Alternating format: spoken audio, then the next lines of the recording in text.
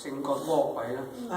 咁咧有兩樣嘢，一個就係羔羊嘅血，另外一個就係自己所見證嘅道。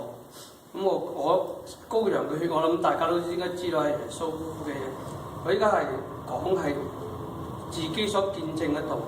咁呢個係題內話，跟住講一講題外話，就點解我會突然間諗到呢件事，就因為我上嗰兩日咧，我同我張日咧就啱啱係傾緊一樣嘢，關於網站嘅，就係準備咧我哋係喺網站咧準備加多啲內容，加多一個內容，一陣間或者等下張日佢會講清楚啲，我略略帶出嚟啫，係一個活水，活水咩？活水靈活水靈糧係即係加多個節目活水靈糧。咁呢個節目咧係唔係錄影嚟嘅，唔係錄像嘅，係寫嘅文章嘅喐寫。咁咧就希望咧就係有見證。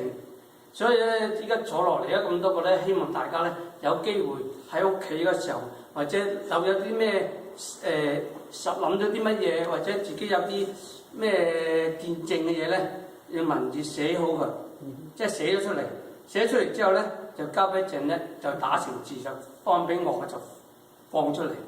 呢個主題叫做活水，又唔記得靈糧啊，靈糧啊！呢個活水靈糧。OK， 咁咧就咁具體detail啲嘅嘢咧，咁阿鄭或者講一講，我就只係負責個網站。即係話加多嗰個節目，係要為呢件事情祈禱啊！加多個咁具體話要做多啲乜嘢啊？點啊？因為阿鄭咧已經寫咗兩篇出嚟㗎啦，一個前言，一個就係乜又唔記得啦。就彼此餵養。